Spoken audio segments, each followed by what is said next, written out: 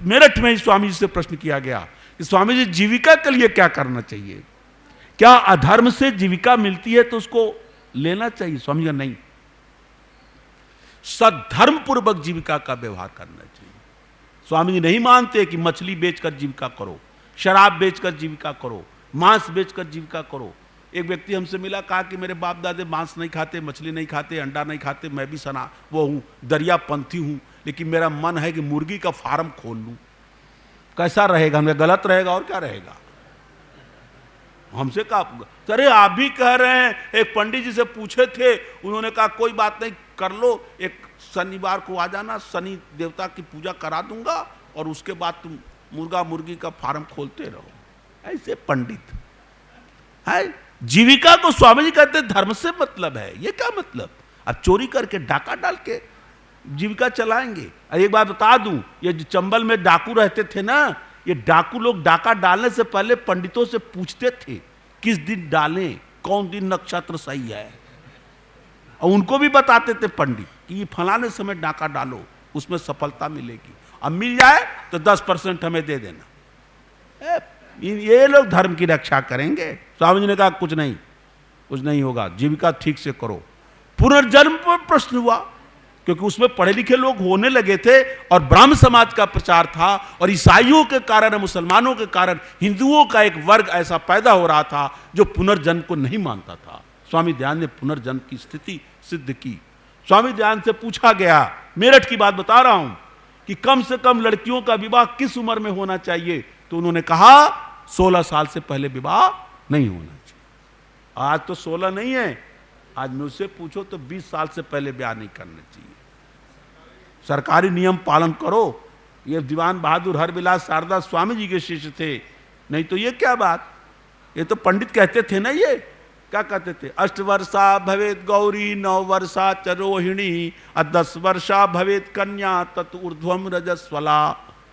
कि 8 वर्ष में, 9 वर्ष में और मैक्सिमम 10 वर्ष की लड़की का जब तक ब्याह नहीं कर दोगे, उसके बाद ब्याह करोगे तो लड़की की माता, लड़की के पिता, लड़की के भाई और ब्याह कराने वाला पंडित चारों कहां जाएंगे? नरक में। अरे शंकराचार्यों, तुम लोगों ने देश का बेड़ा गर्क कर रखा है। क्या बात है, दयानंद की विजय हो रही है। अब करेंगे 10 साल में पकड़ के जेल में ठूस दिए जाए, मोदी ठूसेगा यही तो। इसलिए स्वामी दयानंद ने कहा, स्वामी जी से प्रश्न किया गया, स्वामी जी पंडित कहते हैं विधवा का पुनर्विवाह नहीं हो सकता, आप क्या मानते हैं? तो स्वामी जी ने कहा, जब विधुर पुनर्विवाह करते हैं, जब तक विधुर पुनर्विवाह करेंगे तब तक विधवाओं को पुनर्विवाह की अनुमति देनी होगी। यदि विधुर पुनर्विवाह नहीं करते हैं तो विधवा भी पुनर्विवाह न करें। स्वामी जी ने बिल्कुल दूध का दूध, दूध पानी का पानी फैसला दिया मेरठ के अंदर। एक ने कहा, स्वामी जी ब्रह्मा जी के 4 मुंह थे, सुना है ना? ब्रह्मा के कितने मुंह थे? और रावण के भुजाएं, अले अब बोल नहीं रही। रावण की कितने हाथ? हाँ, भुजा माने हाथ, कितने थे? तो जिसका 10 सिर होगा उसके 2 होगा, 3, 20। हाँ, ये बताई सही। और कंधा कितना था? कंधा नहीं, 10 मूड़ वाले का 20 कंधा नहीं होगा। जैसे एक सिर है तो 2 कंधा, और दूसरा आएगा तो दोनों का मिलके 1-1 कंधा रहेगा। 2 सिर पर कितने कंधे होंगे? 3। ये जो आर्य समाज के विद्वानों ने बताया, और मूर्खों ने लिख रखा है 10 सिर थे और 10 कंधे थे। अरे पागल आदमी, जिसके 10 सिर होंगे उसके 10 कंधे हो ही नहीं सकते। 10 दूनी 20 का 20 भी गलत है, 11 होंगे। ये सब कपोड़े हैं। स्वामी जी ने कहा नहीं, ब्रह्मा उसको कहा जाता है जो चारों वेदों का विद्वान। 4 वेद हैं, इसलिए अलंकार में कह दिया जाता है चारों उसके मुख हैं। एक वेद के लिए एक मुख है। और स्वामी जी के जीवन काल में, मुझे आज का पता नहीं है, लेकिन स्वामी जी के जीवन काल में ऐसे 2, 4, 10 पंडित थे जिनको चारों वेद कंठस्थ थे। अब पता नहीं आज है कि नहीं। लेकिन एक वेद कंठस्थ करने वाले तो बहुत हैं। हमारे गुरुकुल नजीबाबाद की लड़कियों ने अथर्ववेद कंठस्थ कर लिया। अथर्ववेद में कितने मंत्र हैं? 5977 मंत्र हैं। 6000 वेद मंत्रों को कंठस्थ करना बहुत बड़ी तपस्या है।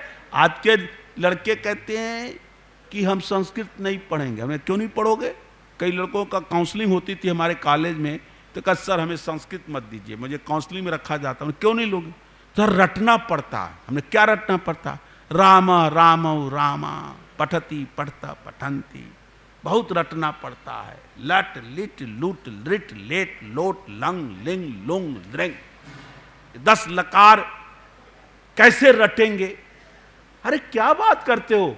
तुम्हारे तो इस उम्र में चश्मे लग गए, हमारे तो बहुत उम्र में लगे हैं। मैंने 20 के पहाड़े पढ़े, सवैया पढ़ा, डेढ़ा पढ़ा, अढ़ैया पढ़ा, रुआ पढ़ा, धुआं पढ़ा, पौना पढ़ा, 1 पौने, पौने 2 पौने 1.5, 3 पौने 2.25, 4 पौने 3, गरगरे कैसा से, गरबारे 32 से, गरतरे 43 से, 11 में 11 से गुना होगा 121, 11 में 12 से गुना 132, 11 में 13 143। रटने से बुद्धि बढ़ती है। गाय का घी खाओ, अंडा खाओगे तो बुद्धि खत्म हो जाएगी, रट नहीं पाओगे। तो स्वामी जी ने कहा कि हमारे यहां के ब्राह्मण लोग, आर्य लोग शुद्ध गाय का घी खाते थे और बुद्ध गाय का दूध पीते थे। आज के लड़के तो कहते जुकाम हो जाता, दूध नहीं पिएंगे, मट्ठा नहीं खाएंगे, घी नहीं खाएंगे, क्या खाएंगे? पिज्जा और एक बना है वो चाउमीन, हम तो नाम नहीं, हमने आज तक नहीं खाया। कितना याद है हमको। बंद करो फास्ट फूड। गवर्नमेंट भी कहती है कि ये सब कुछ नहीं, दूध खाओ, रोटी खाओ, दाल खाओ, चावल खाओ। स्वामी ने कहा जो चारों वेदों का विद्वान होता था वो चतुर्मुख ब्रह्मा होता था। और पैदा होने पर जन्मपत्री मत बनवाओ। जन्मपत्री बनवाते हैं लोग, अब ब्याह करने के समय मिलवाते हैं, गुण मिलाएं। कितने गुण? 36 गुण मिलने चाहिए हैं। एक का नहीं मिल रहा था, दूसरे से मिल गया, दूसरे से मिल गया और उसका ब्याह कर दिया। कानपुर की घटना है। और उसका जो पति था वो किसी और से प्रेम करता था, तो उसने पैसे देकर के अपनी गाड़ी में बैठवाया उस ड्राइवर को और उस आदमी को, और कहा बीच रास्ते में जाकर मेरी पत्नी को निकाल के चाकू मार के मार देना। और बीच रास्ते में चाकू मार रहे हैं, मार रही, रो रही है। और कहा, एक दूसरा आदमी वीडियो बना रहा है और उसको दिखाया, देखो ऐसे तुम्हारी पत्नी मर रही। सुभाषनी अली ने संसद में सवाल उठाया, तो कहा कि जो पंडित उससे ब्याह कराए थे 36 गुण मिला करके, क्या हुआ? उसका हत्या हो गई ना है। ये उससे ये कौन मर गया है? साहिल न जाने कौन घटना घट गई है, वो किस में डाल दिया है? ड्रम में। क्या ये कहां की घटना है? हे भगवान है, ये पंडितें लोग ब्याह कराए हैं 36 गुण मिला करके, फिर भी बुद्धि नहीं आती है। कैसे कैसे इजाद कर रहे हैं, ड्रम में डालो, सीमेंट जमा दो। और बेचारी लड़की कह रही है कि इसी में पापा हैं। बेचारी तो जाने दो बच्चों, ये सब ये स्वामी जी कहते थे जन्म पत्र नहीं है, ये शोक पत्र है। और एक बार तो लोग ऐसा भी करते, पंडित लोग, लड़की जाके, लड़की वाले कहते पंडित जी वो जो लड़का का कुंडली आई है हमारी लड़की से मिल नहीं रही है, कैसे कहोगा? तो कुछ नहीं, ले आओ मैं मिला देता हूं। तो उल्टा पलटा करके मिला देते हैं, कद दक्षिणा दो, मिला देता हूं। उनको क्या? एक पंडित हमसे मिला, कहा शास्त्री जी आप लोग बहुत सस्ता ब्याह करा देते हैं। मैं पुरानी बात बता रहा हूं, मैं ब्याह कराता था तो 21 रुपया 11 रुपया दक्षिणा मिलती थी। तो लोगों ने कहा, एक पौराणिक पंडित मेरे पास आया और कहा कि शास्त्री जी आप लोग, हम पंडितों का बेड़ा गर्क कर रखा है, 21-51 में ब्याह करा देते हो, ऐसे क्या? हमने कहा आप क्या करते हो? तो मैं तो करता हूं वर मरे या कन्या, हमें दक्षिणा से मतलब। मोटी दक्षिणा के चक्कर में ये सारा संस्कारों का चौपट कर रखा। स्वामी दयानंद ने ये भी ये काम किया, पुरोहित की, कि नहीं पूरा विधि विधान से विवाह कराओ। विवाह में मंत्र है, वो उसको पूरा अर्थ समझाओ, लड़का को बताओ, लड़की को बताओ, कैसे गृहस्थ जीवन में जीना है ये बताओ। ये लोग जन्म पत्र बनाकर, शोक पत्र बनाकर चौपट कर रखा है। समाप्त करने वाला हूं। स्वामी जी से लोगों ने पूछा, उस समय हिंदुओं में भी बड़ी प्रथा थी, आज भी गांव में है, पर्दा प्रथा। लड़कियों को क्या करते हैं, शादी के समय ऐसा ढक देते हैं जैसे गठरी बना देते हैं। एक जगह स्टेशन पर हमारे सामने की घटना है, मैं घोड़ा सहन से चढ़कर दरभंगा जा रहा था, हमारे चंद्रकांत जी के वहाँ कई रहते हैं लोग, और वहाँ एक स्टेशन रीगा में दो चढ़ गए, वर वधू, शादी हुई थी, चढ़ गए और इतना ज्यादा उसको कर रखा था कि बदल गए। उतरना हुआ तो इसकी दुल्हन उसके साथ उतर गई और उसकी दुल्हन उसके साथ उतर गई। बड़ा बवाल हुआ, वो वहां पहुंची, तरह ये तो नहीं दिख रहा है, वो फिर बदला अदली बदली हुई। ये पर्दा प्रथा थी। तो स्वामी ध्यान से पूछा कि स्वामी जी क्या स्त्रियों को पर्दा प्रथा करनी चाहिए? तो स्वामी जी ने कहा नहीं, मुस्लिम काल में हिंदुओं ने अपनी बहु बेटियों की रक्षा के लिए ये पर्दा प्रथा चलाई, क्योंकि मुस्लिम नवाब और उनके तालुकेदार इतने बदमाश होते थे, किसी भी सुंदर लड़की को देकर उठा ले जाते।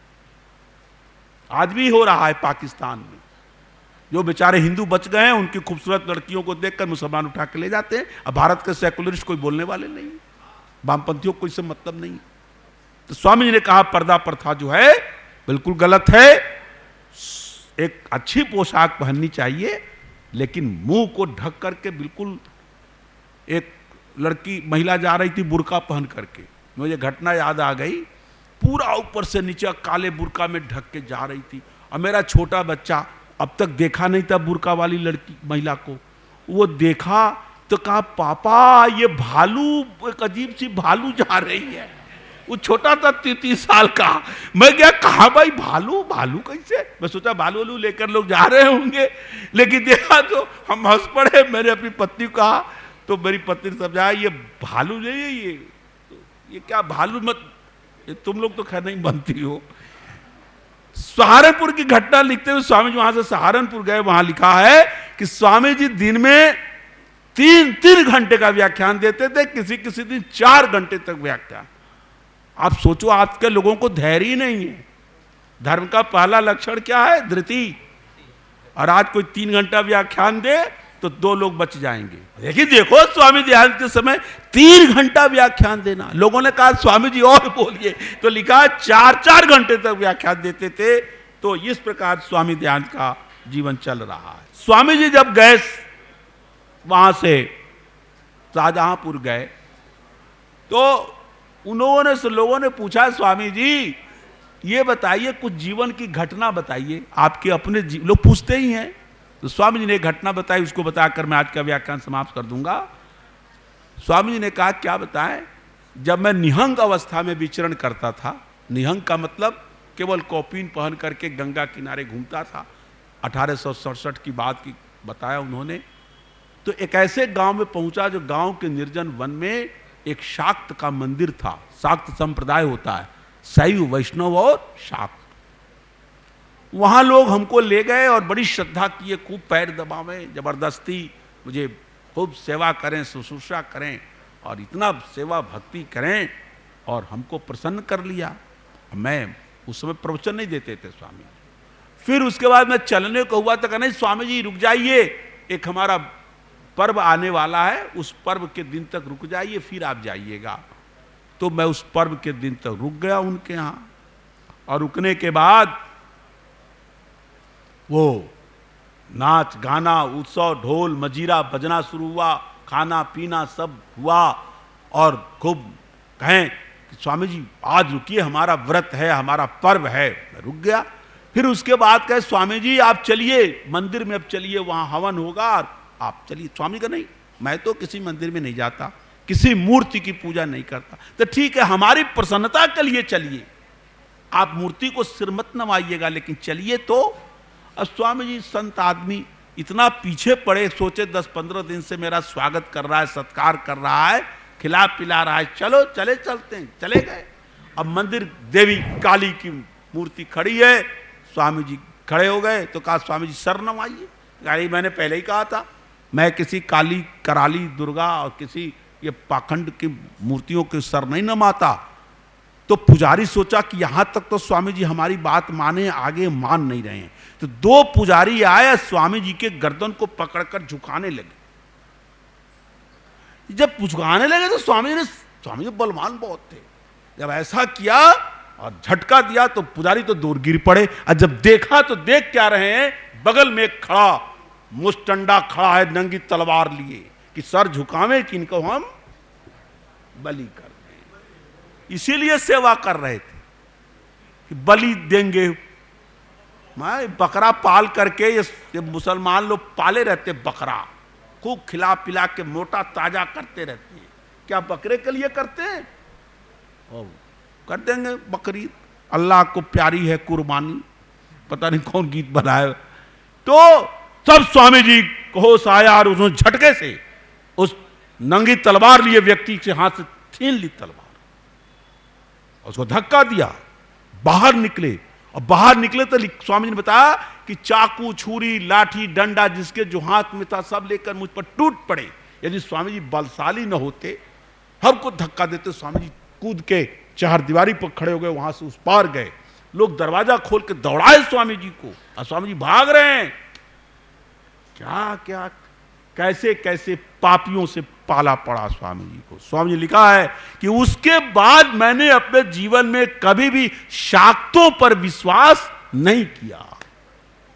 ये शाक्त संप्रदाय सबसे ज्यादा आसाम में है, बंगाल में है, पूर्वोत्तर का जो फ्रंट एरिया है वहां आज भी बलि देते हैं लोग। और छुप करके तो हर जगह कोई तांत्रिक किसी की लड़के की बलि दे देगा, किसी की बलि दे देगा, किसी को कहता है तुम्हें लड़का नहीं हो रहा तो नहीं तो बलि दे दो हो जाएगा। क्या बेवकूफ बनाते हैं महिलाओं को, दूसरे के लड़के को बलि देते हैं कि तुम्हारा लड़का हो। एक सही घटना बता के प्रवचन को समाप्त करूं। एक किसान था, उसकी शादी हुई थी, एक बेटा हुआ था, बिल्कुल सही घटना है, बिहार प्रांत की घटना है। और उसकी पत्नी मर गई तो उसने दूसरी शादी कर ली, बच्चा बड़ा हो गया, 5-7 साल का बच्चा बड़ा हो गया। और वो जो दूसरी शादी की उससे कोई बच्चा हो नहीं रहा था, उससे कोई बच्चा नहीं हुआ। अब वो पंडितों से पूछी, तांत्रिकों से पूछी तो कहा कि देखो तुम्हारे गर्भ में एक राहु अटका है, तो कैसे दूर होगा? तो जो सौतीन का बच्चा है जब तक वो नहीं मरेगा तब तक तुम्हारा बच्चा।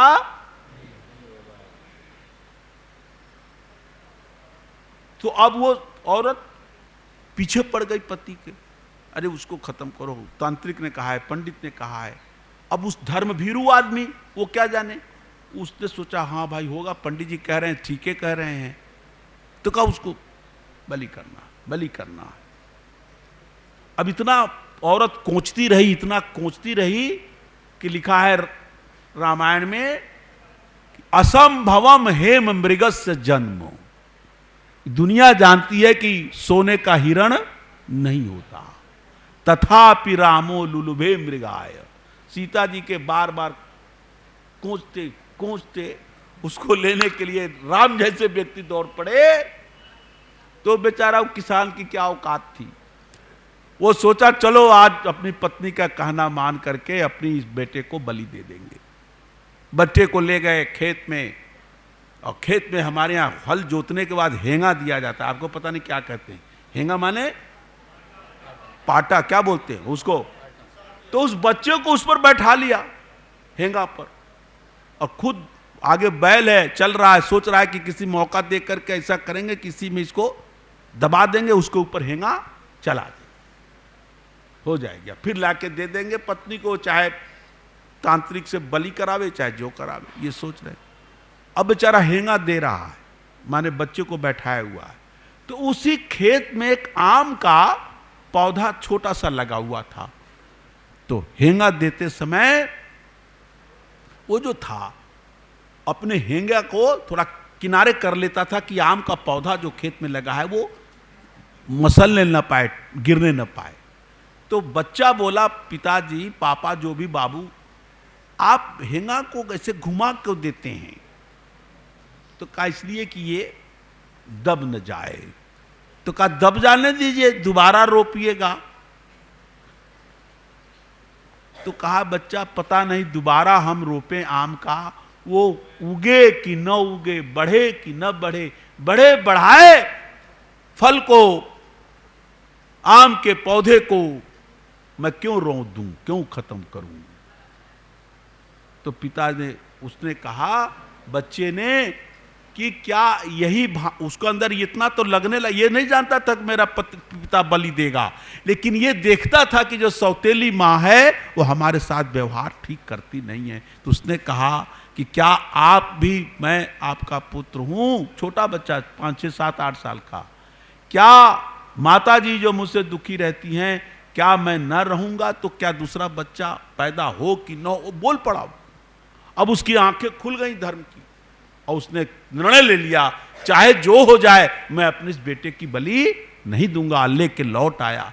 ये सही घटना हुई, और वो व्यक्ति आगे चलकर, उसकी पत्नी नाराज हो गई, मैके में भाग गई, पति को छोड़ दिया, सब कुछ हुआ। और वही व्यक्ति आगे चलकर के सोनपुर के मेले में आर्य समाज का उत्सव हो रहा था, जब प्रवचन सुना, आर्य समाजी बन गया। तब उसको लगा कि भगवान ने हमको बचाया, और उस घटना उसने प्रसारित की, और आर्य समाज के अखबार में उसकी जीवन की घटना छपी।